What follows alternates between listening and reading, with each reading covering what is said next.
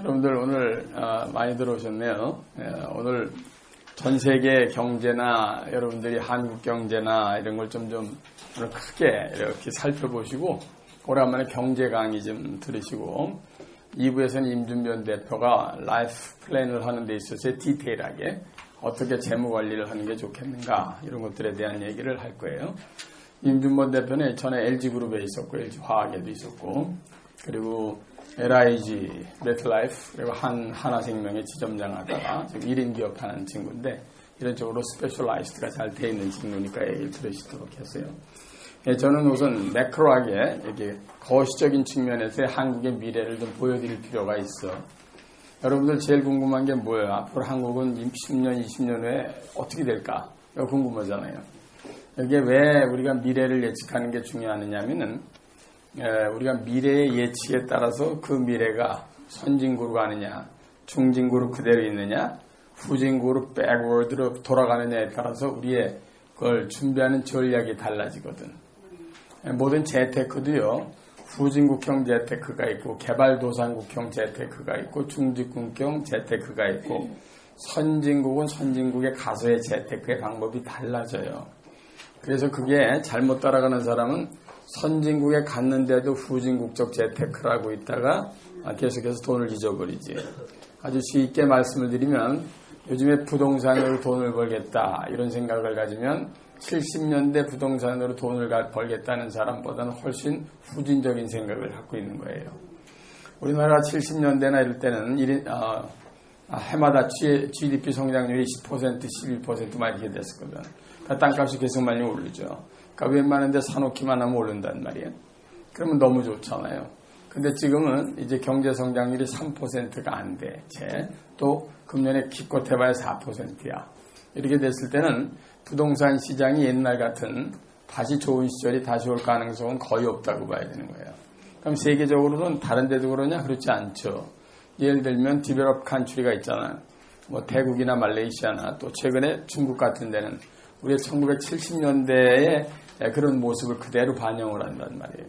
따라서 세계적인 흐름을 알게 되면은 조금만 더 신경 쓰게 되면은 한국뿐만 아니라 다른 나라에 투자를 해서 투자 수익률을 높일 수 있는 방법이 굉장히 많아지잖아요. 근데 후진국이나 중진국 때 갔어서는 외국에 투자하는 걸 근본적으로 막아놨거든. 그래서 할 수가 없었어요. 근데 앞으로는 이게 완전히 100%가 자유화가 된단 말이에요. 그래서 요즘에도 뭐 미국에 집 사는 건 이제 예전에 저희들이 미국에 있을 땐 집 때려 죽여도 못 샀거든요. 그 외화 반출로 전부 걸려 들어갔어. 요즘은 뭐 집 한 채 사는 건 전혀 문제 없어요. 애들도 유학 보내놓고 집을 사는 이유가 바로 그런 겁니다. 외환 자유가 됐는데 다만 지금도 리미트는 있지, 한계가. 그러나 그거 완전히 이제 나중에 100% 없어질 거예요. 선진국 가면 그런 걸 막으면 선진국이 아니거든. 그러니까 선진국은 모든 게 자유롭게 움직여야 된단 말입니다. 그러면 여러분들은 뭘 살펴봐야 되느냐면 한국이 앞으로 선진국 가냐? 이걸 살펴봐야 되잖아. 그러니까 우리나라가 앞으로 선진국을 간다. 그럼 10년, 20년, 30년 후에 우리나라 모습은 어떻게 될까? 이런 거를 늘 예측하면서 사셔야 지금부터 필요하다면 준비를 해가면서 그 시대를 맞이하게 된다 이 말이에요. 우선 몇 가지만 그냥 말씀을 오늘은 그냥 경제 전반에 대한 얘기를 편안하게 해드릴 테니까 재밌게 들으시라고. 우선 여러분 눈에 경제가 잘 안 보여요. 그 안 보이는 이유가 뭐냐면은 우리나라 자체에서 만들어지는 게 얼마 안 돼서 그래. 우리나라 경제 80% 정도가 해외 의존돼 있어. 정확히 78%인데 그냥 80%라고 그러는 거야. 그러니까 80%가 해외 의존됐다는 건 뭐냐면 우리 꼬맹이 주머니에 1,000원이 있으면은 1,000원이 있다고 치자. 그러면은 그 중에 80%에 해당하는 800원이 세계에서 들어온 돈이다 그 말이에요. 그러니까 200원만 한국에서 만들어졌다 그 말이지. 근데 200원의 흐름도 다 안 보여. 근데 1,000원의 흐름이 보일 리가 있겠는가. 그래서 여러분들이 한국 경제 흐름을 읽는다. 그거 거짓말이에요. 그래서 많은 사람이 그거를 자기가 못 읽으니까 뭘 통해서 읽으려고 애를 쓰는 거야? 신문이나 무슨 뭐 여러 가지 보고서를 통해서 그들이 전문가들이 내놓은 거를 그냥 믿는 수밖에 없잖아. 근데 그 전문가들도 그걸 100% 잘 내다보고 있느냐? 그것도 아닐 수도 있단 말이에요. 그래서 본인이 그 보는 눈을 길러야 돼. 그건 아무도 대신해 줄 수 없어요. 증권 같은 거를 예를 들면은 아무리 증권시장이 증권회사 사람이 올라간다 하고 그러더라도 그 사놓고 진짜로 올라가는 경우가 많지 않잖아. 증권회사 지점장의 8, 90%가 위궤양 환자인 거 알아요? 왠지 알아? 어제 사라 그런 손님이 떨어졌는데 오늘 개식기 보조 가서 이점장 어디 있어요 개식기를. 지금 콜센터 중에 제일 골치 아픈 데가 증권회사 콜센터야. 거긴 다 잃은 놈만 전화하거든. 너 인연? 이러면서. 진짜예요. 그래서 콜센터 중에 최악의 경우가 증권회사 콜센터라는 거 아니야. 전부 돈을 잃어버린 놈만 전화하잖아요, 여기다. 그잖아. 근데 여러분들 주식을 하지 말라고 내가 자꾸만 그러는 게 여러분 실력으로는 주식을 할 수가 없는 거야.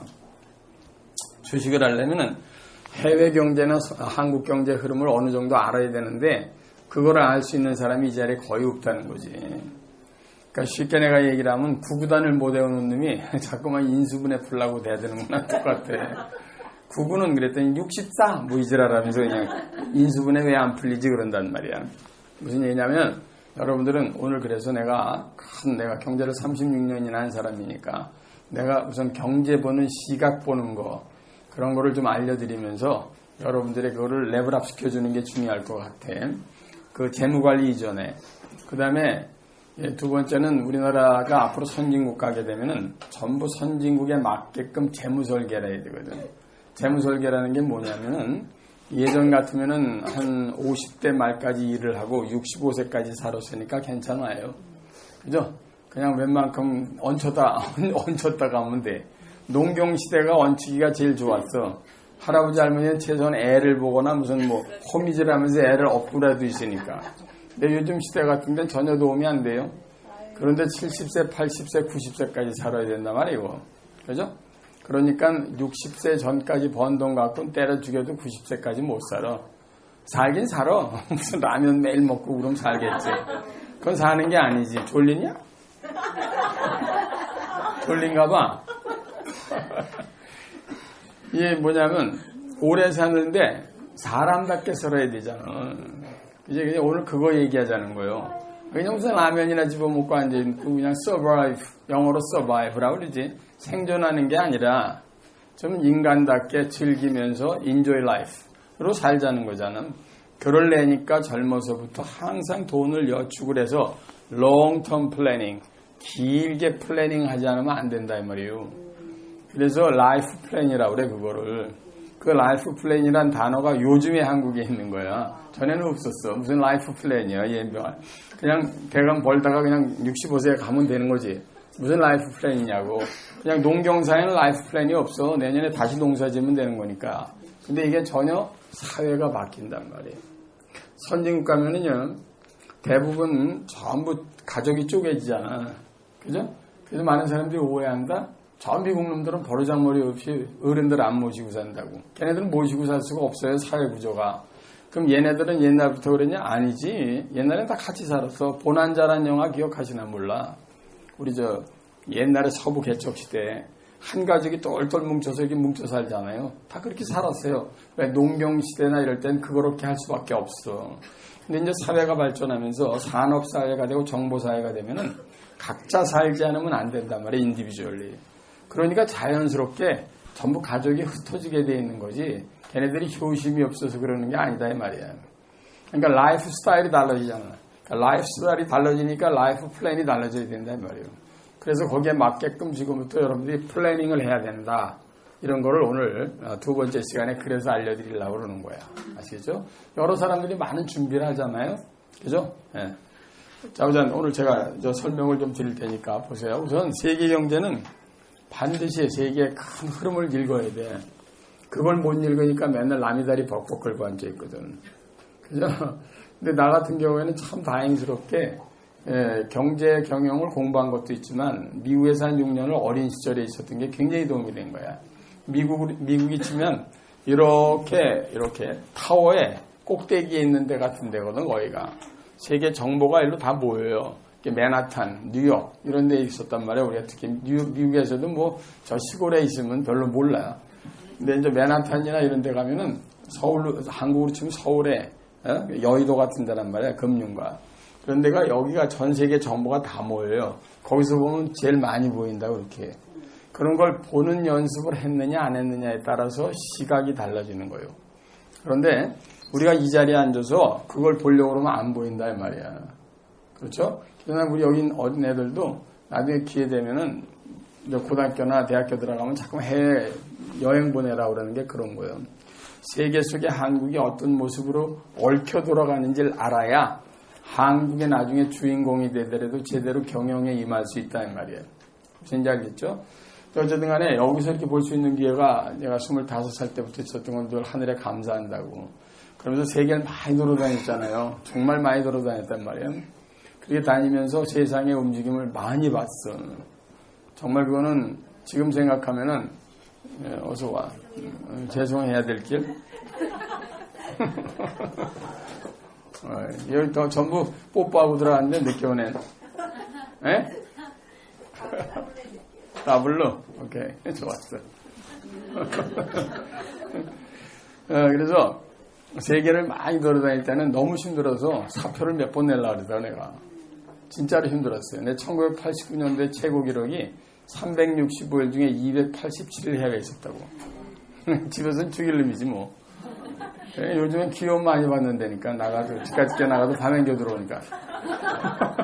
옛날엔 나가면 2주에서 2달이요. 나를 집에서 꼼짝 못해. 들어놓어 그러면 샥 들어놓고 그래. 엎드려 그러면. 이렇게. 왜냐면 워낙 잘못을 많이 해서. 근데 그 당시엔 그게 너무 싫었는데 나중에 생각하니까 하늘이 주신 복이었던 거예요. 나처럼 공부를 하면서 세계를 본 사람이 거의 없어. 이게 참 희한하지. 뭐, 한비아니 뭐 이렇게 해가지고 세계를 돌아다니는 친구는 있어. 근데 그냥 공부를 안 했어요. 경제 공부를. 근데 나보다 경제 공부를 더 많이 한 사람도 있어. 하버드나 예일에서. 근데 그 사람들은 세계 돌아다니는 걸 못했어. 그러니까 두 개를 다 한다는 게 굉장히 어렵다, 이거, 양수겹장이. 근데 내 같은 경우가 참 양수겹장을 한 참 좋은 케이스예요. 내가 오래 살아야 돼요.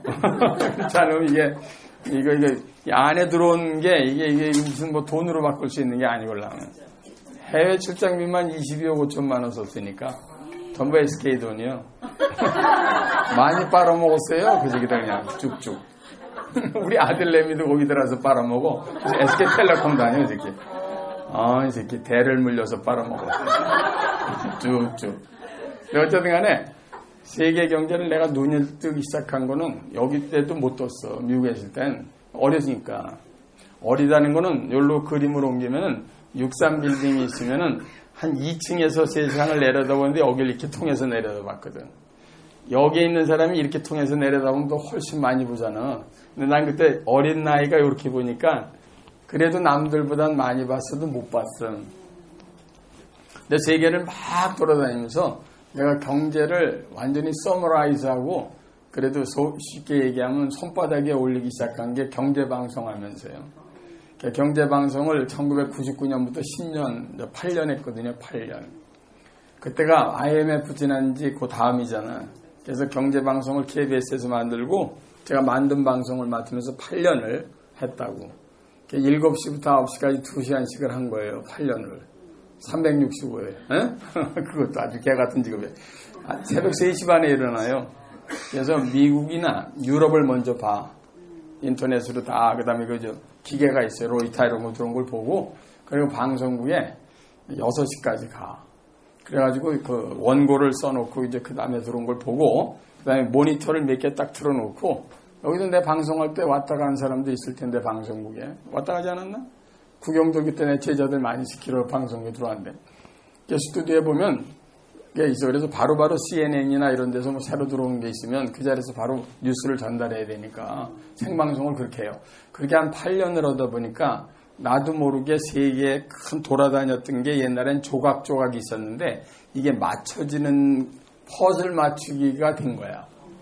그래서 내가 2006, 7년 그러니까 지금부터 한 10년 전부터 세계 돌아가는 게 손바닥에 이제 거의 올라오더라고. 그래서 그전에는 세계 이렇게 움직이면 함부로 얘기 못했어요. 안 보이는데 어떻게 얘기해? 그 거짓말인데. 근데 지금은 상당 부분 보여. 그래서 오늘 그런 것들을 여러분들한테 전달을 해드리려고 이 자리에 쓴 거예요. 사실은요, 이런 건 방송에서 하기도 좀 쉽지 않은 게, 이거는 객관적이지 않은 게 있을 수도 있거든. 내가 주관적인 게. 한국에 전 세계적으로다가 포지션이 어디까지 와 있고 어디로 가느냐, 이건 굉장히 중요하거든요. 우선 한국을 영향을 미치는 나라들을 보면은 미국이 가장 큰 영향을 현재 미쳐. 우리나라 경제가 미국의 의존도가 제일 높아요. 1등이야, 현재는.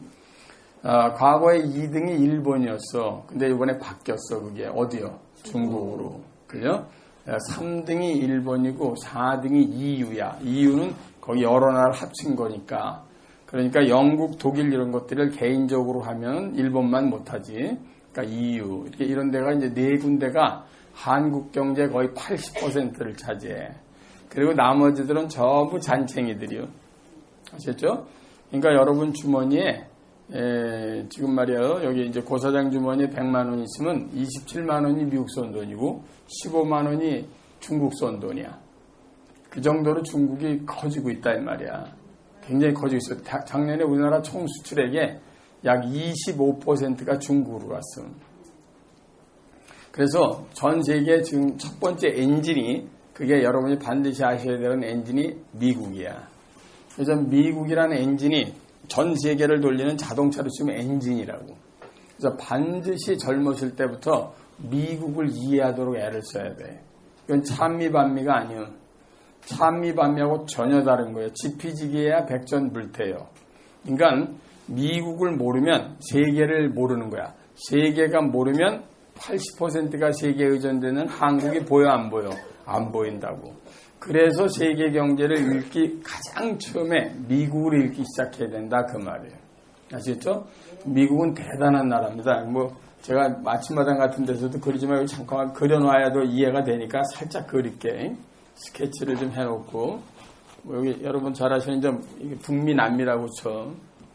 우리 이제 이렇게 이제 작은 거 하나 있잖아.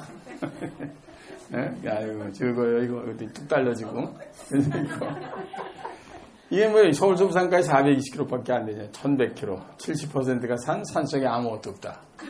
이거 뭐 맨날 나오는 공식 아니야. 이 씨발. 근데 이 안에서만 살아라. 이거 뭐 1인당 국민소득 3,000달러 못 넘어가. 근데 작년에 우리나라 국민소득이 26,200달러입니다. 굉장히 커졌죠. 26,200달러. 26,200달러 장강이에요. 작년에. 1961년도에 우리나라가 60달러였어요. 50년 전에 60달러. 그러니 50년 만에 이게 얼마나 큰 거야. 그죠? 그래서 여기 있는 분들은요. 집에 가시면 부모님들이나 어르신애들한테 항상 감사하다고 해야 돼. 그분들이 노력해 놓은 게 땀과 피와 열정과 이런 게 없었으면 지금 이런 데서 무슨 뭐 에어컨 틀고 못합니다. 그러니까 여러분들은 늘 부모님이나 어르신들한테 항상 선배님들한테 감사하는 마음을 갖고 있어야 돼. 어쨌든 간에 저 북한 보란 말이야. 저 안에서 아무리 개지랄 해도 1인당 국민소득 2,000달러 이상 못 넘어가요. 그 안에서만 하면 우리도 이 안에서만 하면 3,000달러를 못 넘어가게 돼 있어. 우리가 갖고 있는 자원을 총동원해서 만들어서 수출하고 지랄해봐야 3,000달러가 안 된다고. 무슨 얘기인지 알겠어요? 근데 2,000달러가 안 돼, 이 북한은. 그래서 개혁 개방을 하지 않으면 북한의 인민들은 절대로 잘 사는 나라가 될 수 없어요. 그 표본이 되는 나라가 여러분 잘 아시는 중국이잖아. 중국의 덩샤오핑, 등소평이 그걸 한 사람이야. 중국의 가장 사람들이 존경하는 첫 번째 사람과 두 번째 사람이 마오쩌둥과 덩샤오핑인데 마오쩌둥은 통일한 사람이니까 국부잖아. 뭐 쉽게 얘기하면. 나라를 통일한 전체적으로. 근데 더 사람들에게 좋은 생활을 미친 건 덩샤오핑이란 말이야. 개혁 개방에 의해서 중국을 지금의 굉장히 큰 잠재력이 있는 나라로 키워놓은 사나이. 그 사람 1m 50에 그지? 1m 50인가 그래. 그런데 그 사람이 그렇게 대단하게 세계를 봤어. 왜? 프랑스에서 유학을 하면서 자유경쟁 시대의 장점을 본 거야. 그걸 그대로 중국에 갔다가 이렇게 어플라이 시킨 사람이 덩샤오핑입니다.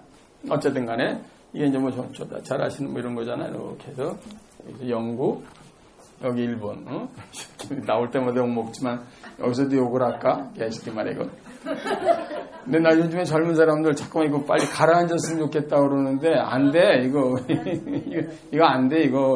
저거요. 뭐냐? 응? 이거 방파제야. 방파제 진짜로. 그래서 9.2 같은 거 실내에서 일어나잖아. 쓰나미 오다 여기서 다 걸린다고. 그래서 우리가 가라앉아 이 개새끼들아 그럴 때 가라앉아야 되는 거야. 지금 가라앉으면 너무 밀러. 아셨어요? 네. 대만, 말레이시아, 인도네시아, 호주, 뉴질랜드, 파푸아뉴기니아, 필리핀, 괌, 사이판, 하와이, 스리랑카, 마다카라카스, 아이슬란드, 그랬는데 그랬잖아. 사이판 여기 갔다 왔지? 네? 그래. 며칠 전에 왔거든. 선물 안 사왔나? 네? 이런 얘기라. 자, 어쨌든 간에 여러분 보실래요? 이 중에 엔진이 누구냐를 가장 먼저 봐야 돼. 딱 세계에서. 이게 바로 미국이야. 우리나라의 100배예요. 한반도의 42배. 무진장 큰 겁니다. 여러분 100배라고 그러면 남한의 100배야. 딱 100배야. 한반도의 42배. 한반도 많은 게 42개 있는 나라야. 얼마나 큰 놈입니까 이게. 난 이게 한 나라로 운영되는 게 너무 신기해. 근데 운영되고 있잖아. 근데 얘가 전 세계 경제 27%라니까. 아, 대단한 거 아니에요? 자, 보세요. 230개 나라가 있는데, 전 세계에. 한 나라가 전 세계의 모든 돈의 27%야. 쉽게 얘기하면 수원에 최씨부자가 있는데, 230가구가 사는데, 최씨부자가 가진 게 수원의 재산의 27%가 최신의 집이다, 이 말이에요. 얼마나 센 거야? 이놈은 지구 역사상 제일 세. 로마, 그리스, 징기스칸, 나폴레옹, 대영제국 이것보다 더 세. 자 볼래요? 대영제국 하면은 세계 모든 나라에 식민지가 있기 때문에 해가 지지 않는 나라라고 그랬어. 그치? 근데 그 나라도 27%가 안 됐어요. 근데 얘는 혼자 27%야. 역사상 제일 센 놈이야. 근데 여러분들이 미국에 대한 관심이 없다라는 건 부자 되기 싫다는 뜻이라고. 자기가 버는 돈의 27%가 여기서 오는 거거든. 영어를 괜히 공부하는 거예요. 얘네들이 팩스 아메리카나로 미국이 전 세계를 쥐고 있기 때문이야. 옛날 영국서부터 계속. 그래서 영어가 전 세계 언어가 되는 거잖아. 만약에 일본이 세계를 진다. 그럼 당연히 일본어가 1위가 되겠지. 그럼 뭐 당연한 거예요. 근데 지금 현재까지 영어가 이렇게 되는 거는 영어권에 있는 아이들이 세계를 지배했기 때문이란 말이에요. 근데 이 지배가 지금 역사상 제일 세. 근데 얘가 센 이유가 뭐냐? 요걸 끌어보면은 한 나라가 잘 되려면 두 가지가 있거나 두 가지가 다 좋아야 되거든. 내가 항상 강의할 때 A 아닌 B라 그러는데 A가 지하 자원이 많으면 돼요. 땅속에 지하 자원이 많은 나라에 나오는 건 무조건 좋은 거거든. 근데 미국은 지하 자원이 완전히 100점이야. 모든 지하 자원이 다 있어요. 제가 미국에 35년 전에 가가지고 오렌지하고 바나나 보고 파인애플 보고 돌아버렸어. 한국에서는 그게 없었거든. 지금 이해가 안 갈 거야, 애들이. 우리나라에서는 바나나가 없었어요. 그리고 기껏해야 미군 부대에서 흘러나오는 파인애플 통조림. 그거 하나 가지면 그냥 최고야. 근데 제가 미국을 갔는데 1979년대. 지금으로 치면 홈플러스 같은 데를 갔더니 이게 바나나가 그냥 엄청나게 쌓여있고 파인애플인데 엄청 산 거야. 그래서 내가 그거 그때만 나오는 줄 알고 내가 이 자우지간 이걸 원 없이 먹어보자 샤발 이래가지고 그걸 그냥 시커 먹었는데 배탈이 나지다니. 근데 내가 웃기는 건 사시사철 그렇게 있는 거야. 이게 웃기는 거야. 난 그거 시즈널로 그 계절만 나오는 줄 알고 무진장 먹거든요. 미국은요. 플로리다 이런 데 가면 1년 내내 하와이하고 플로리다에서 1년 내내 여름입니다. 계속 나와요. 봄, 여름, 가을, 겨울이 동시에 있는 나라. 이거 대단한 놈입니다. 이거. 그런 놈이 전 세계를 꽉 쥐고 있다고. 아셨어요? 얘가 전 세계 지하자원 중에 가장 무섭게 지고 있는 게 뭔지 아세요? 그건 기름도 아니고 철강석도 아니고 석탄도 아니에요. 농산물이요. 농산물. 1960년대에 미국에서 뭘 보냈어? 달나라에 우주선을 보냈잖아. 그런 나라가 지금도 전 세계 1등 농산물 국가라는 사실을 잊지 마세요. 되게 그렇게 선진으로 가면 농산물을 버리게 돼 있잖아. 이건 희한한 나라야. 두 개 양수겹장으로 다 갖고 있어. 얼마나 세냐? 미국에서 생산되는 농산물을 갖고 먹는 사람이 세계 인구의 6분의 1이에요. 그러니까 여기 6명 중에 한 사람은 미국산이 없으면 굶어 죽어야 돼. 지구상에서. 알았어요? 근데 우리나라에 5천만이 그 안에 들어가 있다고. 왜냐면 우리는 73%를 들여다 먹어요. 아시겠어요? 먹는 거에 73%가 외국산이에요. 우리가 지금. 근데 그 중에 80%가 미국산이에요. 그러니까 얼핏 따지면은 우리가 들여오는 모든 외국산의 약 60%가 미국산이잖아. 문제인지 알겠어요? 내가 이렇게 얘기하면 가만히 듣고 있던 사람이 어떤 사람이 그래. 그럼 미국산 안 사면 될 거 아니에요? 이러는 가끔 있어. 나 그런 새끼 있으면 바로 목소리 들어가고 싶어, 이거. 축구할 때 옵사이드 모르고 뛰는 김씨 같은 놈이야. 김씨는 축구할 때 옵사이드를 모른다? 그래갖고 상대방 골키퍼 뺏어서, 어이, 박씨 공조! 이지라고. 새끼 거기서 받으면 옵사이드에 등샷도 새끼래. 레드카드. 아시겠어요? 그게 무지하다, 이 말이에요. 우리나라는요, 들여오는 거에 거의 60%가 미국산 농산물을 먹어야 되는 이유가 뭔지 아세요? 병에 뭐가 이렇게 좋아. 넌 북한 전공하잖아, 지금. 에? 네, 북한 전공. 이대 박사과정에서 북한 전공이에요, 요거. 자, 근데 지금 현재 상태에서 미국에서 생산되는 걸 딱 안 주잖아요? 그럼 전 세계 인구 6분의 1이 굶어 죽어야 돼요. 자, 왜 그런 줄 아세요? 전 세계는 농산, 이거 굉장히 중요한 경제 상식이라 그래. 그 해 생산된 농산물을 70억 인구잖아, 세븐빌리언. 지금 인구가 70억이거든. 70억인 줄 알았나? 출발잖아. 얘네가 그때 많은 것처럼 그래. 알았어. 전 세계 인구가 70억이거든. 조심들해. 그냥 질문 나가니까. 농담이고. 70억인데 70억이 그 해 생산된 걸 70억이 먹잖아? 그럼 재고가 제로야. 무슨 얘기인지 모르겠어요? 그 해 생산된 걸 전 국민이 먹으면 재고가 제로라고. 아, 화영이 참 너 오늘 왔구나. 여기 김포농협에서 김윤희 씨 과장. 여기 김포농협이다. 농협끼리 안 지고도 서로 모르는구나.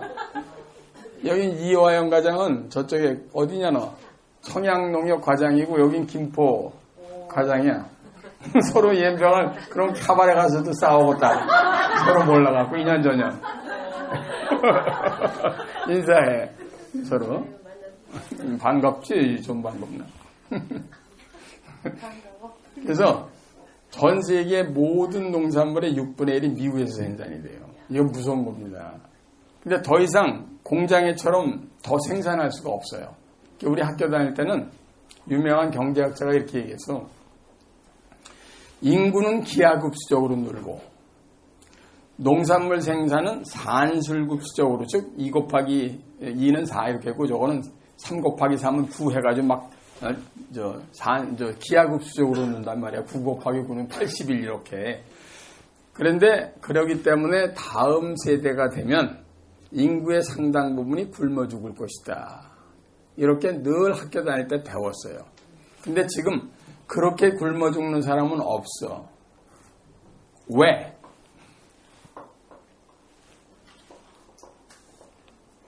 임금은 계속 늘었는데 왜?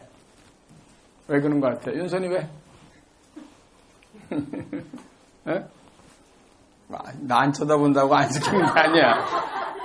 승인보살 왜? 우리 꼬마 왜? 이런 거 공부하는 거야. 너 학교 들어갈 때. 자, 농담이고 내가 얘기를 해줘야지. 첫째는 농경지가 계속해서 많이 개척이 돼. 뭐 서해안처럼 이렇게 막. 더 중요한 게 있어 하나가. 뭐? 그렇지. 그래서 품종이 버라이어티가 개발이 돼서 옛날엔 1에이커에서 예를 들면 1000평에서 2톤 나오던 게 지금 6톤씩 나와. 무슨 얘기인지 알아? 그냥 바나나도 그냥 커다랗게 막 열리고 막 이러잖아.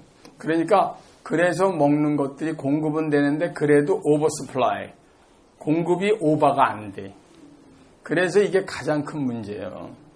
아셨죠? 그런데 이 미국이 그중에 거의 6분의 1을 쥐고 있단 말이에요. 그래서 미국은 모든 지하 자원이 전 세계에서 1등이야. 근데 그러면 어디서 생산되느냐? 내가 애들 많이 클 때 항상 보내라 그러는 데가 여기잖아. 여기 이렇게 지나가는 고속도로가 하나 있거든. 이걸 크로스컨트리라고 그래. 나라를 지나간다. 여기 안에 한반도의 9배 반 정도 되는 평야지대가 있어. 이걸 그레이트 플레인스라고 그러지. 이게 한반도의 9배 반에 거의 산이 없어. 알았어요? 한 3,000km 지나가는데 여러분 눈앞에 펼쳐지는 게 밀바독스바 콩밭, 밀바독스바 콩밭 이시라고 지나가요. 정말이에요. 그래서 여기 LA에서 예를 들어 라스베가스 가는데 그냥 평지로다가 6, 7시간을 그냥 가는 거나 똑같아. 근데 그런 게 30시간이에요. 여기가 아팔라치안 산맥, 로키 마운트스, 로키 산맥이거든. 이 사이에 평야가 있다고. 이걸 그레이트 플레인스, 대평원이라고 그래. 야, 이거는 그래서 이걸 보면 비행기로 씨를 뿌리지 않으면 안 되는구나. 이런 걸 금세 느끼지. 우리나라 같은 데서 비행기로 씨 뿌리면 다른 군으로 넘어가요. 청양에서 뿌리면 예명한 홍성군으로 가지. 이런 애들이 세계를 기치고 있다. 대단한 겁니다.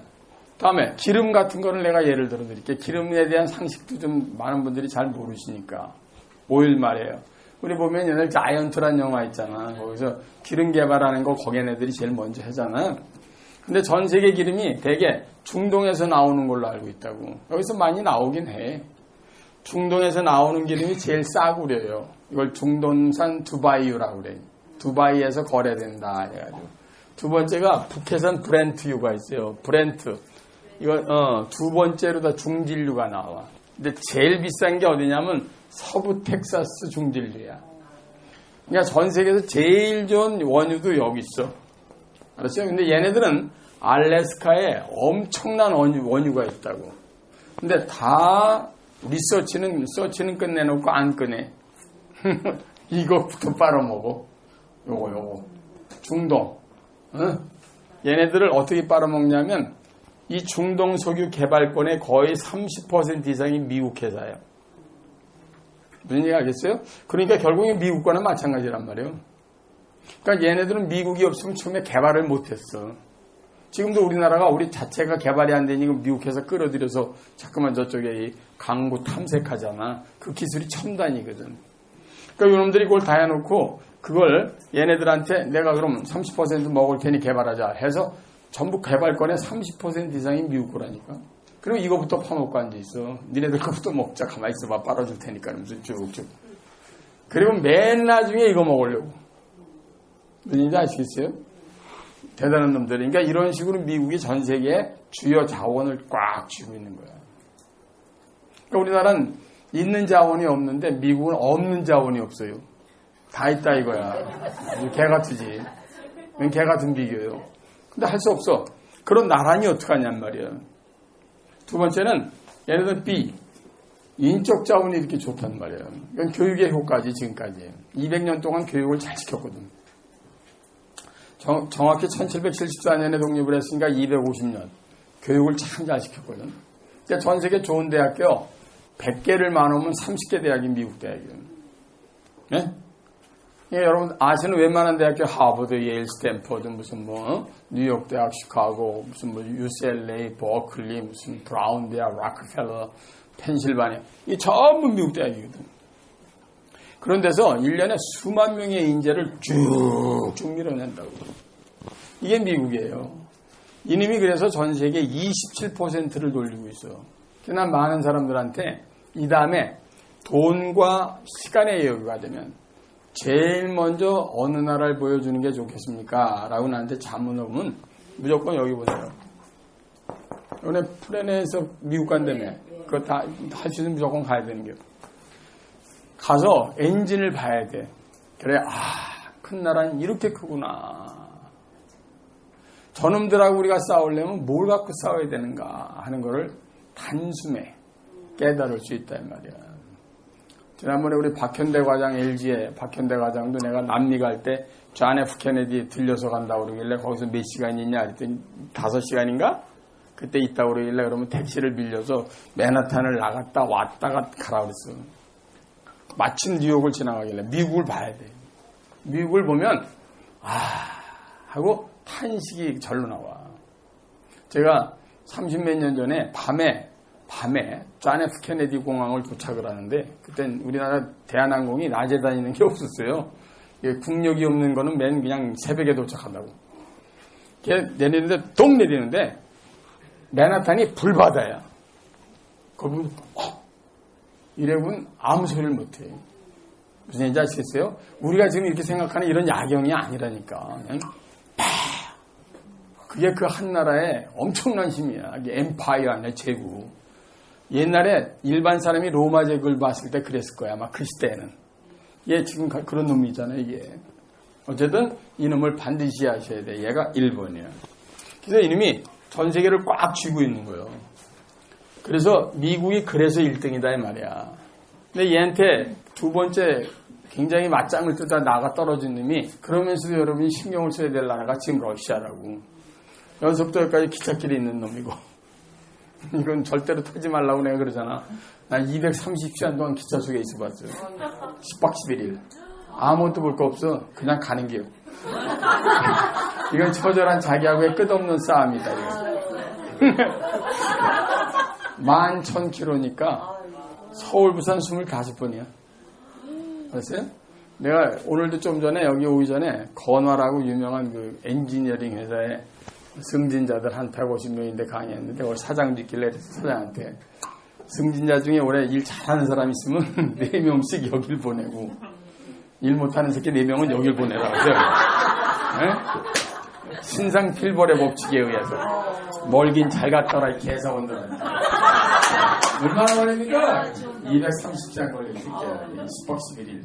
내년에도 그저랑 후년에 또 보낼게요. 거기 갔다 온 사람이 완전히 개조가 돼서 와. 반송의 나날이니까. 여기 내가 왜 왔나? 아유, 이제어요? 나 이걸 다시는 안 탈 거야. 블라디보스크에서 마스코 지나서 상트페테르부르크. 전 세계에서 가장 깊다란 고속도로가 이거라면 전 세계에서 가장 깊다란 철도가 이거야. 그래서 이걸 연결하자고 그러는 거야. 이 철도가 1910년에 나졌어. 그것도 과거 소련의 자체 모든 원목과 철도는 원래 뭐 들어가? 원목, 쇳덩어리, 돌. 그걸 100% 자기네 걸로. 우리나라는 그렇게 지금 우리나라 철도를 놓으려면 철도에 들어가는 철은 99.9% 수입이거든. 지 걸로 한 게 1910년이면 한일합방 때 아니야. 그러니까 과거 소련이 얼마나 센 나라인 줄 아냐 말이야. 근데 요즘에 한국 사람들이 간땡이가 보가지고 러시아 애들 들어와. 다음에 들어와 진지스키 뭐 이지라라고 하지 술집에 가서. 요즘 술집에 가면 여러 러시아 애들 많이 놀러나보더라고. 그거 큰일 나고 걔네들 지금 잠깐 휴명기입니다 이거. 전 세계에서 미국하고 맞짱을 떴던 놈이야 이거. 우리나라 땅의 200배야. 알았어요? 미국 땅의 2배야. 이놈이 전 세계 웬만한 지하장이 다 있어. 근데 한 가지가 없어서 미국한테 졌어. 그게 농산물이야. 알았어요? 농산물이 안 되는 건 뭐냐면 천하장사 씨름선 주권 내나가는 강호동이가 10박 11일 굶고 나가는 거. 저는 등짐 커져. 제 이름 뭐? 너? 어? 그래, 규지 열흘만 굶겨봐. 내가 이길 것 같아. 에? 강호동이도 열흘 굶고 나오면 내가 이길 것 같지 않아? 이 새끼 확 밀면 그냥 호동! 이지라. 호동 밥! 밥 달라고. 사람이 말이에요. 소련이 과거에 미국한테 진 이유를 많은 분들이 이데올로기의 차이, 정치 시스템의 차이에서 찾는 사람이 많아요. 근데 저는 경제학자니까 경제적인 이유가 하나 더 있다고 반드시 얘기해. 이게 바로 식량이 자급이 안 돼. 식량이 자급이 안 되는 건 천하장사 씨름 선수권대회 나가는 새끼가 3박 4일 굶고 나가는 거라니까. 예전에 소련하고 미국하고 싸울 때 말이오. 싸울 때. 우리 임주 씨가 빠지고 지랄이냐 이거. 아유. 임주 씨가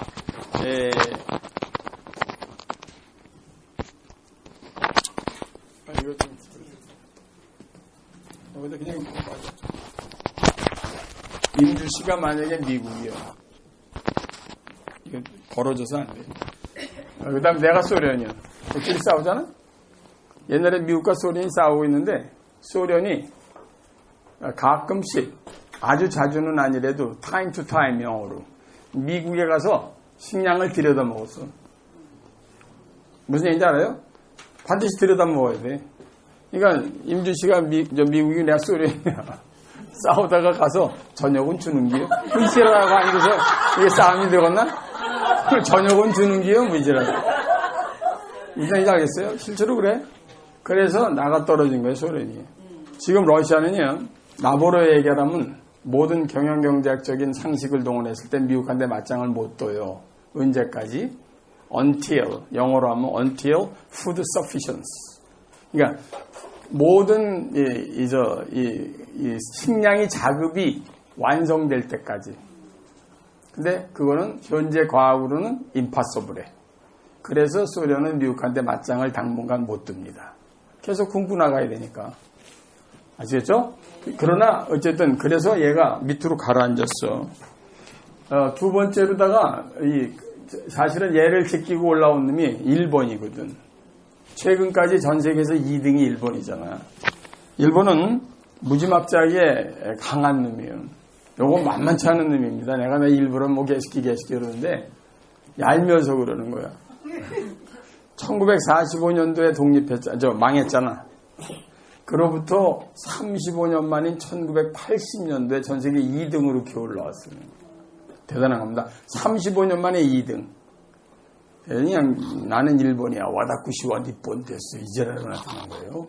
1980년도에 전 세계가 일본 바람이 무진장 불었어. 지금 한류 열풍은 그때 되면 애들 오줌이요. 뭐냐면 그때는 와풍이라고 그래요. 와풍. 일본 바람은 지금 인터넷 시대가 없고 유튜브가 있으니까 지금 그렇지. 그 당시에 일본 바람 대단했지. 모든 가전제품 전부 일제고. 내가 미국에 있을 때 아니라 79년부터 80년. 그 다음에 내가 뉴욕 대학에 가면은 코스에 들어가면 모든 공부하는 게 전부 소니, 토요타, 예인병알 무슨 마스시다, 히타치 이거 케이스 스타디야. 하여튼 일본 바람이 세계를 완전히 도요다오에 이래가지고 밀어제끼는데 더 놀라운 거는 전 세계에서 땅이 가장 비싼 데가 뉴욕 맨하탄이란 말이야. 한국으로 치면 명동 같은 데지. 거기에 가장 중요한 자리에 전부 스시집 들어와. 야, 그거 미친다고. 스시집이 들어오는 게 왜 신기하냐 이렇게 물어볼 거 아니야. 미국 애들은 원칙적으로 날생선을 안 먹어요. 그걸 몬도가네라고 그랬거든. 날생선 먹는 애들은 아주 미개인이지. 걔네들은 안 먹어요. 근데 가장 중요한데 전부 일식집이 들어오는데 손님이 일본 사람이 아니야. 거의 90% 손님이 미국 애들끼리 와서 서로 안 되는 젓가락질 하면서 Can you play chopsticks? 젓가락질 할 줄 알아? 몰라? 이 병신. 뭐 이지랄들하고 앉아있어요. 우리 예를 들면 대학교 다닐 때 만났다고 쳐. 너 스테이크 먹어봤니? 못 먹어봤니? 서산서 왔니? 뭐 그런 거야. 서산 촌놈이거든. 홍성 뭐 이렇게. 그지? 서산 갯마을. 예전 같으면은 쉽게 얘기하면은 우리가 시골 아이들한테 놀림 받듯이 이제 일본이나 이런 데 거를 못 먹으면은 미국 아이들을 이렇게 바보 취급을 하더라고. 무슨 얘기인지 아시겠어요? 걔 젓가락질 왜 하겠어, 걔네들이. 근데 전부 젓가락질 왜 오느냐, 난리가 난 거야. 그렇게 일본 바람이 분 게 지금 한국 바람에 비해서 난 몇 배가 세다고 생각해. 그 당시엔 다만 유튜브랑 인터넷이 없었거든.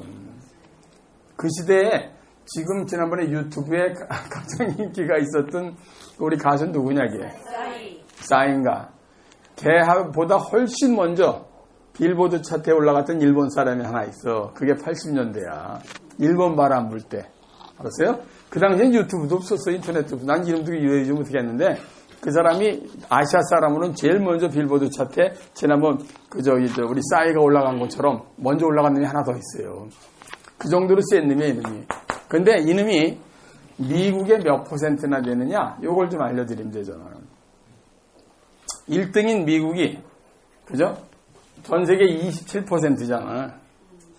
일본은 미국의 5분의 1이야. 그러니까 약 6% 정도 되는 거야. 그럼 1등과 2등이 너무 차이가 나잖아. 보통 스포츠에서 1등과 2등은 0.1초 사이로 우리 선수 은메달입니다. 뭐 이래야 되는 건데 국제경제에서 1등과 2등은 5분의 1이에요. 그러니까 일본을 많이 들여다보는 것보다 미국을 한번 들여다보는 게 5배 효과가 있다 그 말이지 내 얘기가. 그래서 당연히 미국을 먼저 보셔야 되는 이유가 그런 거야. 2등인 미국보다 5배가 커 이 새끼가. 그러면 한국은 일본한테 어떻게 돼? 우린 일본의 5분의 1이야. 그러면 미국의 25분질이잖아. 그러니까 우리나라 경제가 전 세계에서 차지하는 게 지금 1점 몇 %밖에 안 된다고. 올해 잘하면 2% 넘어갈게요. 무슨 얘기인지 아시겠어요? 이렇게 잘 살고 제법 하는데도 전 세계 경제 2%인데 이 시기는 27%고 일본은 6%예요. 그게 세계 경제의 큰 거란 말이에요. 지금 세계 경제 순위를 대강 매겨보면은 뭐 약간씩 뭐 하는 방법에 따라 다르지만 1등 미국, 그 다음에 2등은 이제 요즘에 최근에 지금 설명할 중국이 올라왔지. 떡대가리는 중국이에요. 근데 1인당 국민소득은 중국이 아니지, 당연히. GDP, 전체 떡대가리. 이걸로는 2등이 이제 일본이 제껴지고 중국이 등장하잖아, 중국이. 이게 대한민국의 100배라면서 이게 101배예요. 여기 중국에서 오신 분들도 계시지만. 아시겠어요? 대한민국의 101배. 응? 여기 56개 민족에 말만 60가지. 이거 아주 대단한 나라입니다. 난 이 나라는 여기 합쳐진 것보다 더 신기해. 아시겠어요? 정말 신기하다고 이거. 근데 이 나라를 유지하게 한 사람들을 보면은 마오쩌둥, 덩샤오핑, 장쩌민 이런 사람이 대단한 지도자들이에요. 우리나라 100배를 움직이고 앉아 있는 거니까. 우리나라 대통령 보기가 얼마나 귀엽겠어. 그죠? 근데 많은 사람들이 오해한다고 박근혜 대통령이 미국 대통령 오바마를 만나면 그냥 같은 대통령을 만난 것처럼 오해를 해요. 우린 그걸 다 아니까 만나는 건 사실이지. 근데 쉽게 얘기하면 삼성그룹 이건희 회장이 하청공장 사장을 만나서 악수하면 그 1대1이에요, 그게? 1대1은 1대1이지. 근데 전혀 다른 1대1인 거를 이해를 못하고 쳐다보면 안 된다, 이 말이야. 그건 같은 대통령이 아닙니다. 우리나라 대통령이 미국의 한 주지사 정도의 파워밖에 안 돼요. 큰 주지사는 우리보다 크니까. 이거 보란 말이야, 이거 33개 성시. 33개인데, 이건 뭐 대한민국 하나만큼 돼. 산동성이 제일 가까워요, 칭다오. 인구가 1억이요? 거기서 짜장면 들어온 거 아니야. 칭다오. 아시겠어요? 1억. 한 성이 1억이에요. 그러니 이거를 여러분들 무시하시면 안 되잖아.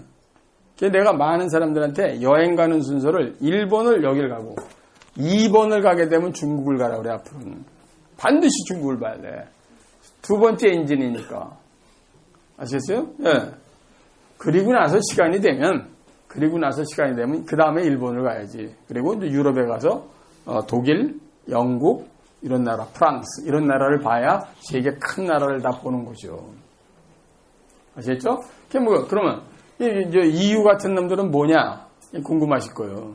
미국이 워낙 센데 이 미국의 원천을 보면 이것들 전부 영국에서 제수들 보낸 거 아니야? 플리머스 호라고 배.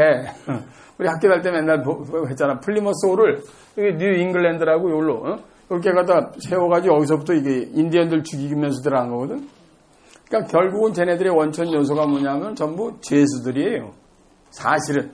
근데 와서 사람들이 개과천선하면서 전부 개척하면서 지금 200 몇십 년을 이제 독립한 다음에 지난 거잖아. 그런데 이걸 이놈이 지 집에서 분가한 놈이 전 세계에 너무 세거든. 그러니까 영국이 보니까 그 전까지는 영국이 1등이었는데 너무 약올르잖아. 자기 집에서 조카 새끼 분가했는데 자기보다 본가보다 더 세니. 그치? 그럴 때 내가 지금 본가면 어떻게 해야 돼? 내 친척들을 봐야 될 거 아니야. 얘들아 좀 모여봐.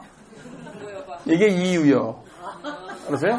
그래서 여기 유럽을 EC 그래서 EU, 유럽 유니언. 유럽을 한 나라로 만들자, 연합으로. 지금 뭐 25개국인가로 늘었는데 어쨌든 간에 이걸 다 합쳐도 미국이 안 돼요. 이런 씨발. 이걸 다 합쳐도 미국이 안 돼. 이거 환장하는 거 아니야. 옛날에 7개 EU, 그냥 영국, 독일, 프랑스, 이태리 얘네들이 다 모여도 미국을 못 이겼거든. 그러니까 미국이 얼마나 센 놈이냐, 이걸 오늘 인식하시는 게 굉장히 중요하다. 그런 말씀 제가 드리려고 이렇게 저렇게 비교한 거야.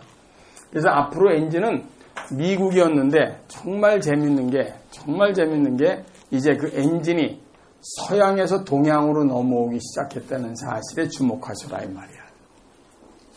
보실래요? 지금요, 여기에서 지금 전 세계 돈의 앞으로 50년 안에 60%에서 65%까지 정도로 예측하는데 돈이 모일 곳을 제가 원으로 표시할게요. 여기입니다. 이렇게.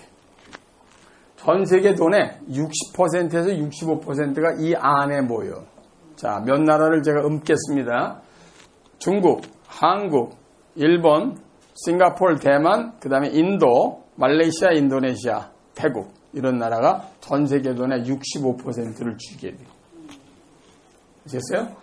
이걸 전에 제가 30년 전에 엘빈 토플러라고 그 제가 여기 동영상에 나오는 그 양반이 강의를 할 때 이런 거야. 앞으로 전 세계는 서양으로부터 동양으로 힘이 이동이 되는데 그 자네 나라가 전 세계 중심 국가 중에 하나가 될 거다. 나 그때 안 믿었어요. 이게 무슨 개소리냐 그랬지. 근데 그 사람은 63빌딩 꼭대기에서 보고 있고 난 2층에서 보고 있으니까 내가 그 사람이 보는 걸 못 본 거야. 근데 지금 세계가 그렇게 가고 있잖아. 그래서 중국, 한국, 일본이 쫙 뜨고 있단 말이에요. 앞으로요, 내가 강의 때마다 얘기하지만 50년이 5000년 상 제일 좋아요. 우리나라가. 정말 기가 막힌 데 살고 계시는 겁니다, 여러분. 선진국 가느냐? 아주 시원하게 가지. 얘네들 재윤이, 재윤이냐? 재윤이 이런 애들 아주 복덩어리요. 저런 학생회. 몇 학년이니? 그래서 넌 누구한테 끌려왔니? 봐봐. 누구 딸이야? 제가 데리고 왔어요. 네 동생이냐? 옆집 사는. 뭐 네가 오고 싶어서 왔니? 걔같이 끌려왔니? 오고 싶어서 왔어? 잘 왔다. 니네들 때가 한국에 가장 좋을 때야. 이거는 엄청난 복이야. 알겠니? 정말 복이야. 너 이름이 뭐냐가? 차림이? 체림이. 채윤이, 체림이. 너 몇 학년이야? 중1이야. 저 언니네, 체림이. 내가 한번, 이제 가끔 내가 물어본 걸 볼까? 내가 마이크로소프트의 빌 게이츠를 3번을 만났어요. 그래서 빌 게이츠한테 조금 편안해졌을 때 칵테일 하면서 물어봤어요. 네가 만약에 한국에서 태어났다고 하더라도 전 세계 최고의 부자가 될 가능성이 있었다고 생각하느냐, 빌? 이게 내 질문이야. 빌. first name을 불러야 되잖아. 걔네 조상은 아마 성직이었을 거예요, 게이트. 이제 체림이 생각에 대답을 뭐라고 했을 것 같아, 게이츠 아저씨가. 미국에서 태어나지 않더라도 전 세계 최고의 부자가 될 가능성이 있었다고 생각하느냐. 내가 그렇게 얘기했단 말이야. 물어봤어. 대답을 뭐로 했을 것 같으니? Yes, no. No, 그렇지. 똑똑한 그 사람이 똑똑하니까. No, it is impossible. 그건 불가능했을 거다 이 말이야. 누가 언제 어느 나라에 태어나느냐도 복이야.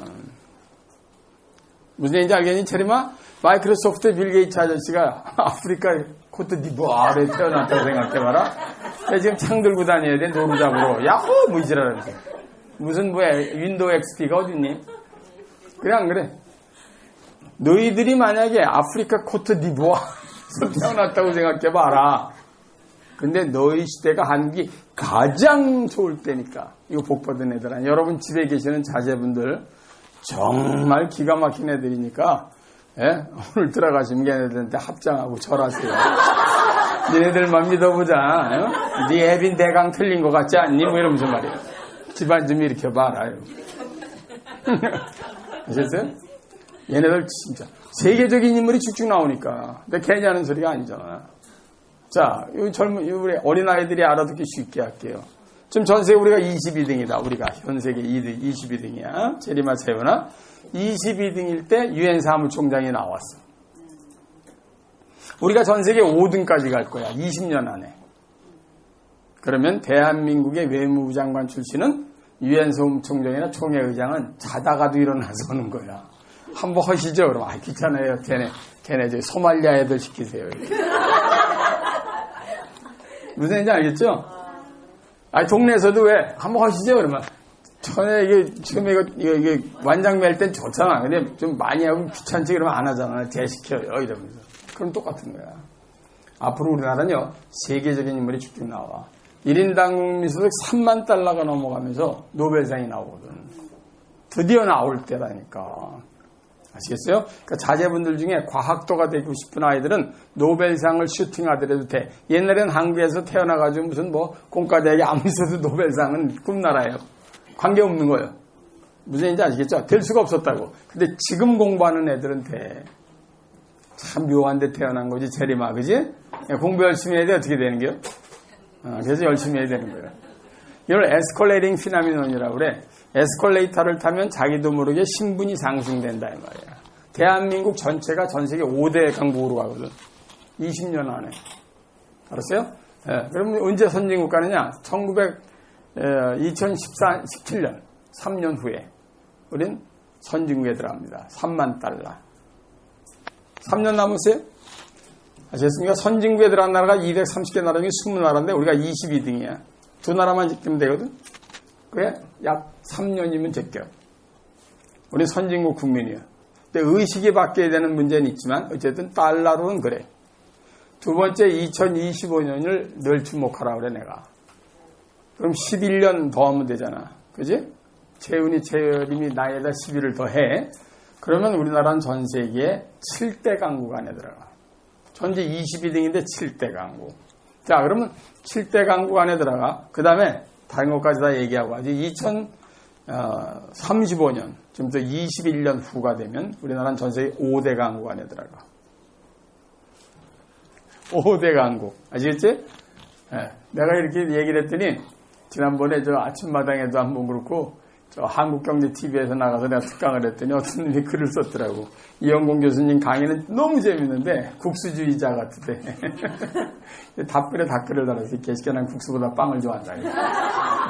내가 얘기하면 난 미친놈이야. SNS에 이영공이 미친놈입니다.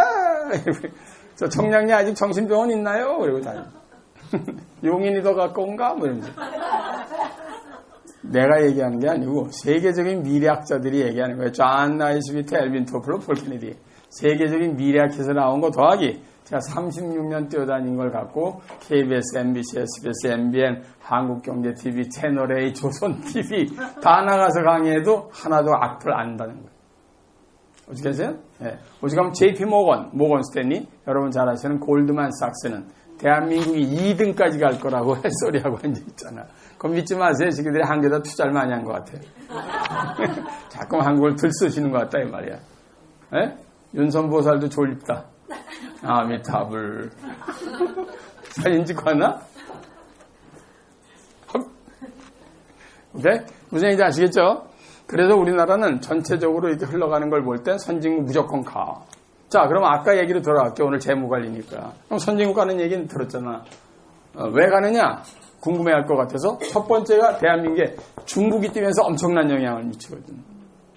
얘가 뜨는데 우리나라가 제일 좋다고. 전 세계에서. 무슨 얘기냐면 우리 뒷마당에 신도시가 들어서는 거야. 아주 쉽게 얘기하면. 그러니까 우리 집 땅이 굉장히 고가로 올라가는 거지. 희한해. 이게 전부 산맥이고 사막이고 산맥과 정글이라 이 산면은 중국으로 들어가는 길이 없어.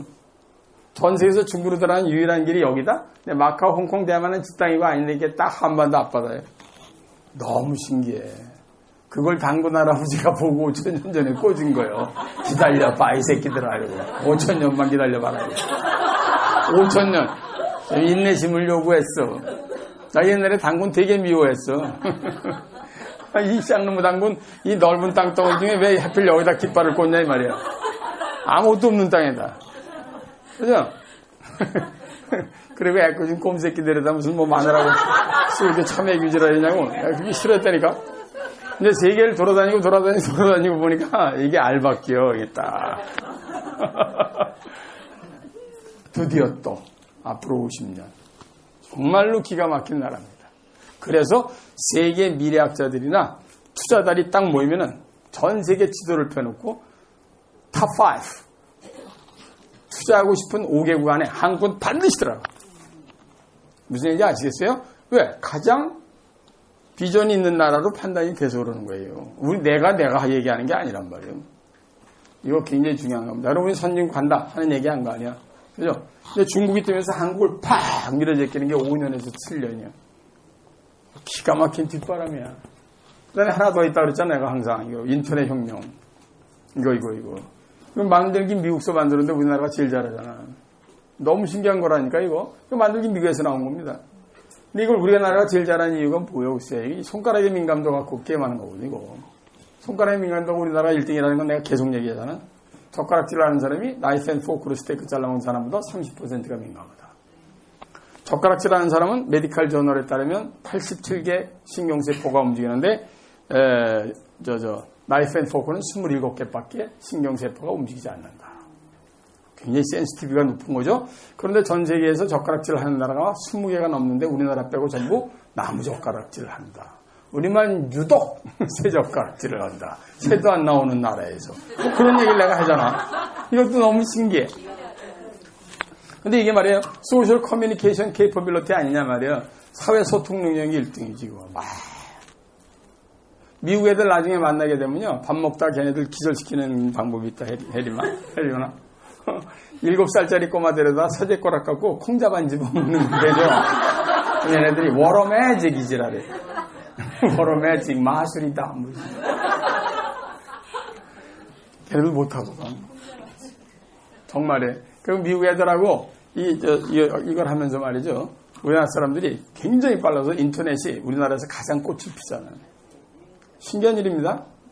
근데 중국에서 오신 분들 계시지만 우리 교포님들, 중국말이 그대로 인터넷에 들어가서 자판기 들게 바로 두들길 수 있니? 중국 안 되잖아. 영어로 바꿨다 들어가야 되는 거 알아요? 근데 우리 훈민정음은 바로 치잖아. 속도가 빨라 안 빨라? 빨라지. 이걸 우리 할아버지가 이미 1400년대 우리 할아버지가 만드신 거 아니야. 우리 할아버지 세종대왕 우리 19대 할아버지. 우리나라 한글만 영어처럼 바로 칠 수 있어요. 와, 신기하지 않아요? 그게 우리나라한테 딱 맞는 게 온 거예요. 이걸 어댑터빌리티라고 그래요. 적합도. 우리나라 사람이 인터넷에 대한 적합도가 전 세계에서 1등이야. 그래서 스타크래프트라는 게임을 미국 애들이 만들었는데 전 세계 우리가 챔피언 아니에요. 2년 전에 56개국이 미국에서 모여서 제1회 월드컵 휴대전화 문자 보내기 대회가 있었다니까. 우리가 1등 했잖아.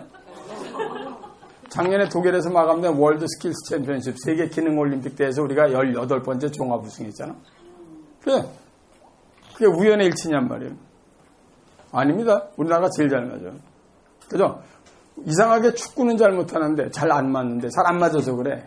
양궁과 골프는 우리나라 전 세계 1등인 이유가 뭔지 알아요? 양궁과 골프가 처음에 다 손가락에 민감도 게임이거든.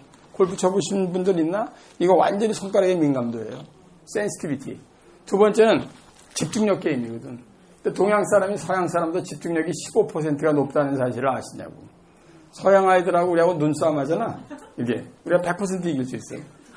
걔네들 눈은 이거 잠자리 눈이잖아. 이게. 동공이 여러 개예요. 우리나라 눈은 봐요. 저거 매 같아. 서양 사람들이 동양 사람 눈 보면서 강의하려면 무섭대. 나도 무서워. 연병하는 게 애들 이쁜 눈이 없어요. 편안한 눈이 없어. 농담이 아니라 서양 사람하고 동양 사람 눈싸움 하면요. 애들 어렸을 때 잠자리 잡아보신 분 있나? 시골에서 시골. 그렇지, 이렇게 잡잖아. 왜 그러는 줄 알아요? 잠자리 동공이 여러 개라 이렇게 하면 애가 헷갈려서 가만히 있어요. 우리 동양인한테 이래봐. 이 깨시게 진짜. 자, 농담 반 진담만 그걸 어댑터빌리티라고 그래. 우리나라가 제일 잘 맞아. 너무 신기하다고. 아셨어요? 네. 그래서 여러분들 여자 양궁과 여자 골프가 남자보다 더 높은 이유가 뭐냐고 내가 그러잖아. 여자가 남자보다 집중력이 10%가 높다는 거 알아? 여기 뭐 10명 이렇게 하고 남자 10명 아무나 여기 얘기 다 해. 이제? 그리고 내가 지금 1시간 동안 강의했다가 지금 정확히 1시간 됐네. 시험 봐. 몇 퍼센트였냐 뭐 이런 거 있잖아. 여자 평균 점수가 남자 평균 점수보다 무조건 높아. 남자들은 나 쳐다보고 있으면서도 2, 3분에 한 번씩 딴 생각하고 이제는 여기 있으면서 집에도 갔다 오고 뭐 사무실에도 갔다 오고 이따가 끝나고 누구랑 술 먹나 이제라고 이거 안 해. 그냥 들어가야 되나 뭐 이러고. 여자들은 쳐다보면 제대로 잘 봐요. 근데 여자가 남자보다 약한 게 있다고 그러잖아. 공간 지각 능력. 근데 우리 집사람 운전할 때 보면 알아. 아닌 사람도 있지만 우리 집사람 옆에 차면 꼭 골목 앞에서 서. 왜 그러냐? 좁대 예병할래. 내가 올 때 2대 지나가거든. 잘하는 사람한테 유난히 그래. 이상하게 그냥 줄 쳐져 있지 않은 주차장에는 안 세워요, 차를. 무섭대. 공간 지각능이라 KBS에서 하면 명동에서 숨은 그림 찾기를 했는데 남자가 여자보다 한 3배 빨리 찾아요. 그거 신기하죠? 공간 지각 능력은 남자가 여자도 우수해요. 어쨌든 우리나라가 그렇게 잘 만든 게 인터넷 시대인데 그게 한국을 또 5년에서 7년을 미뤄졌겠어. 그래서 선진국 가는 배로 굉장히 빨리 가고 있다 그 말이에요. 우리 선진국 가느냐? 간다 이 말이에요. 이제 원점으로 돌아올게. 그러면 선진국 가니까 중진국이나 개발도상국이나 후진국 때하고는 재무관리가 달라져야 될 거 아니에요. 뭐가 달라져야 되냐? 간단하게 설명하게. 우선 오래 살아있어요. 여기 계신 분 다 에브리바디. 뭐 전부 90세 이렇게 살게 되는 거야. 다 주님씨도. 그죠? 무조건 다 90다. 그런데 직장생활을 하고 나와봐야 58세이래요. 굉장히 중요합니다. 예전엔 58세, 60세까지 있고 대개 60세 정도, 뭐 65세, 60세, 70세 있다가 돌아가셨으니까 호상이었어. 50세 은퇴하고 90세까지 개겨봐. 이건 호상이 아니에요. 애들한테 무진장 부담이라고. 왜? 선진국에 갈수록 상대적 빈곤감이 커지거든. 두 번째, 평생 직장이 없어진단 말이에요. 그러니까 오래 살아야 되는데 평생 직장이 없어지고 상대적 빈곤감이 커져. 그러니까 여러분들은 지금부터 젊었을 때부터 죽을 때까지의 라이프 플랜을 이제 드디어 해야 될 때다 이 말이에요. 여러분 아주 쉽게 말씀드리면요. 시내 나가서 저 외국 사람들 이렇게 부부들끼리 손 팔짱 끼고 다니시는 분들 있잖아. 보기 좋잖아요. 부잣집이냐? 아니에요. 그 사람들은 우리랑 다른 게 뭐냐면 선진국을 먼저 갔기 때문에 라이프 플랜을 먼저 한 사람이에요. 어떻게 하는 줄 알아요? 걔네들은 사회에 나가서 첫 번째 돈을 받으면 그 봉급에서부터 이미 미래에 대한 설계를 들어가. 영락 없이. 제가 우리 동네에 미국 사람들하고 살고 뭐 동양인이 거의 없을 때였어. 거기 그냥 그레이 헤어에 아주 멋쟁이 할아버지가 한 분 계셔. 근데 그 할아버지네 집에 많은 젊은이들이 엄마들하고 자꾸 가는 거야. 난 그 사람이 변호사인 줄 알았어요. 나중에 알고 보니까 파이낸셜 컨설턴트야. 근데 리타이어한 파이낸셜 컨설턴트인데 70몇 세의 그 양반이. 그 양반한테 가서 뭘 물어보냐면 자 우리 아들이 이번에 이런 사업을 하거나 이런 데 취직을 했다. 그러면 자네는 지금 집안의 어르신네들은 이렇게 해가지고 지금부터 몇 %를 뭐 예를 들어 보험도 들고 무슨 예를 들면 연금보험 들고 이런 거를 라이프 플래닝을 해주는 거예요. 우리는 컨셉이 없어서 FC 이게 뭐 하는 짓이야? 우리 당장 먹고 살 게 그때 바빴을 때니까 미래에 대한 준비가 필요 없었어요. 근데 앞으로는 선진국에 가게 되면 모든 사람이 오래 살아야 되면서 일찍 리타이어를 해야 돼요. 그래서 그 시간을 메꿀 수 있는 준비를 해야 된다는 거예요. 그거를 자기가 충분히 일할 수 있는 능력이 있을 때 여러 가지 방법을 가지고 해야 돼요. 그래서 많은 분들한테 제가 책을 쓸 때도 젊었을 때부터 자기가 평생 직업을 가질 수 있으면 제일 좋지. 평생 직업. 평생 직업이 좋은 거예요. 우리 사자들 하는 걸 그래서 좋아하는 거 아니에요. 그죠? 평생 직업. 죽을 때까지 할 수 있는 거. 변호사, 예를 들어 의사, 뭐 이런 거. 그 다음에 계리사, 별리사, 뭐 이런 거. 죽을 때까지. 아저씨는 70이 넘었으니까 그거 내놓으세요. 이런 거 없잖아. 이제 65세 된 정형외과 의사가 이 지손을 부들부들 떨면서 밑에 있는 환자한테 이렇게 얘기하면서 수술은 진행돼. 움직이지 마라. 무지라는 지손 떨면서.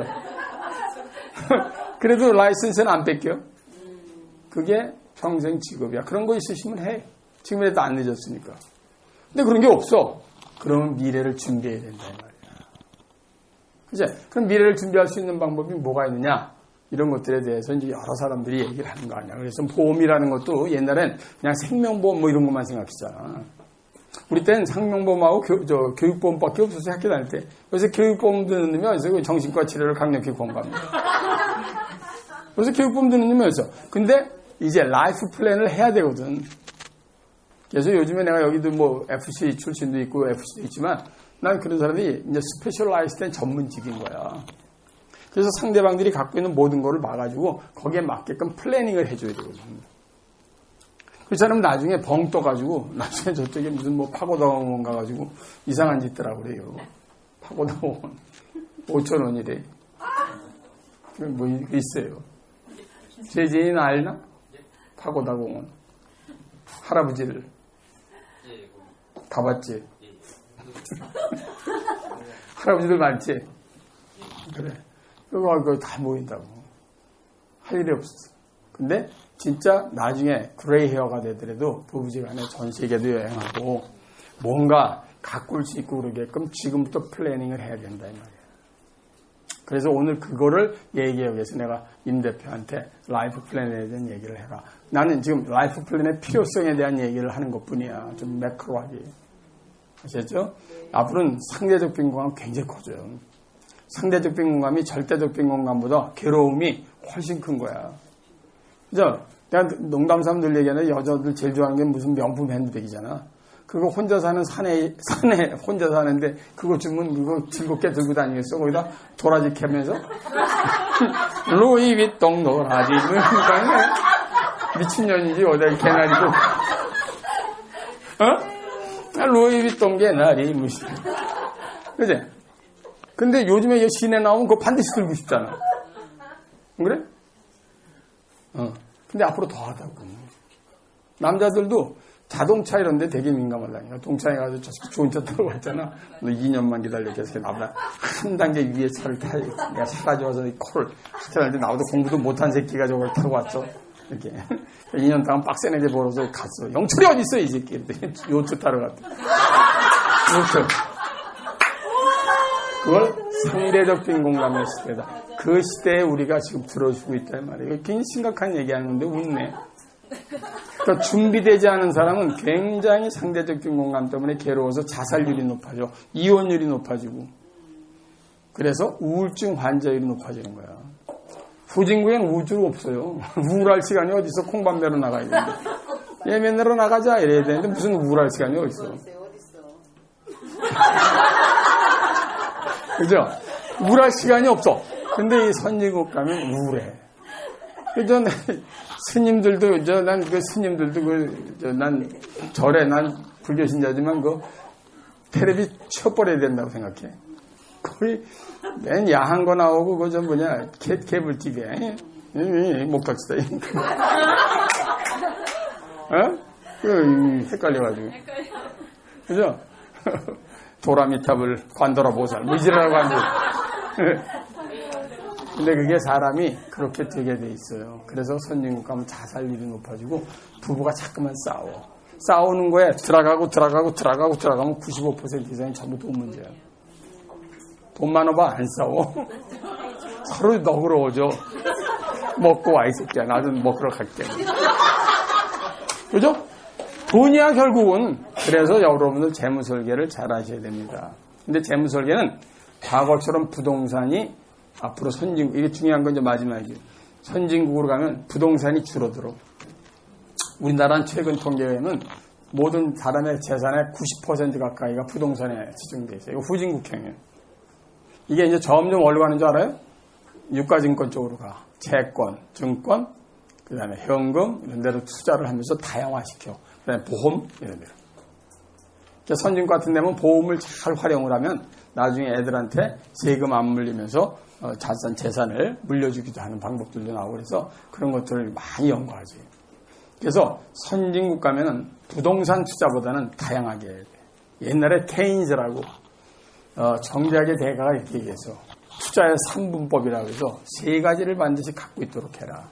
3분의 1은 부동산, 3분의 1은 주식, 3분의 1은 현금. 이렇게. 왜 그러냐? 부동산은 듬직하게, 이건 뭐 집어갈 놈 없잖아. 그러면서 나중에라도 얘는 조금씩이라도 올라가니까. 안정성 좋다, 이 말이에요. 근데 좀 이익을 많이 내려면 부동산 투자보다는 채권 투자나 이런 걸 해야 옛날보다 이제 이율이 높아지니까 그러고 간다. 그리고 현금은 왜 들고 있어야 되느냐? 경기가 5년에서 10년에 한 번씩 사이클을 타요. 그때 부동산이 뚝 떨어졌을 때 그걸 살 수 있는 돈이 있으면 아주 기가 막히게 좋은 거지. 내가 우리 여기 가까운 제자들한테 늘 얘기하는데 여기 5단지 있잖아. 난 항상 아파트는 두 군데를 보거나 엄마 아파트 여기. 이게 대한민국에 굉장히 중요한 바로미터예요. 여러분들도 계속 신문을 보다 보면 이게 딱 보여. 이 아파트가 35평형이 여기 있는 35평이 제일 떨어졌을 때 8억까지 떨어졌었어. 야, 사고 싶어 미치겠어. 지금 13억이 좀 넘었거든. 불과 몇 달이야. 근데 그때 그걸 살려면 현금이 있어야 돼. 무슨 얘기인지 알아요? 근데 되게 현금을 주고 있으면 사람들이 놀려. 당신 얼마나 나온다고 들고 있어요? 근데 그 사람 진짜 총알을 들고 있는 거예요. 그래서 케인즈나 여러분 잘 아시는 워렌 버핏 이런 사람은 3분의 1을 반드시 유동성 자금으로 현금화 시킬 수 있는 걸 들고 있다. 그래서 주식 떨어져 그럼 탁 사. 이제 아파트값 다 떨어져 그럼 탁 사. 그래서 부자가 돈을 버는데 그 흐름을 읽어야 된다 이 말이야. 근데 이건 뭐 상투 때 그냥 사고 이러면 안 되지만 그러니까 흘러가는 걸 봐야 된다. 아시겠죠? 그래서 앞으로는 부동산보다는 다양한 투자로 그래서 만약에 부동산에 관심이 있으면 해외 부동산에 오히려 관심을 두는 것도 방법이다. 이렇게 얘기하는 거예요. 글로벌 시대니까. 그냥 우리나라가 1970년대 같은 데가 어딘가 이런 걸 세계에서 찾아보는 거예요. 이놈들 봐라. 이게 가겠네. 그럼 거기에다 사놓으면 우리나라 70년대처럼 뭐 2억짜리 아파트가 9억이 된다든가 이런 가능성이 그런 데 있지. 좀 중국 같은 데 벌써 지금 많이 떨어지긴 했지만 한참 오를 때 우리나라처럼 뭐 1억짜리가 몇 억씩 되고 그랬어. 그런 것들을 읽는 연습을 하시는 것이 대단히 중요하다. 자, 오늘 제가 한 거를 간단히 정리하면 세계 경제 속에서 한국은 앞으로 5위까지 간다. 선진국가느냐 무조건 간다.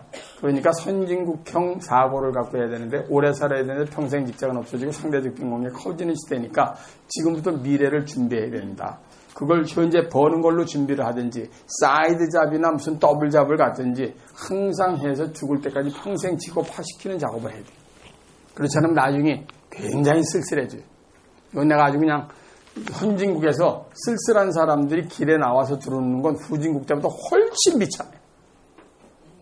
그렇게 우린 되지 말아야 되겠다 해서 오늘 공부 시간 갖는 거고 우리 임 대표가 좀 더 개인적으로 이제 라이프 플랜을 할 땐 이런 거를 유의하십시오. 이런 강의를 해드릴 거니까 잘 들으시기 바랍니다. 감사합니다.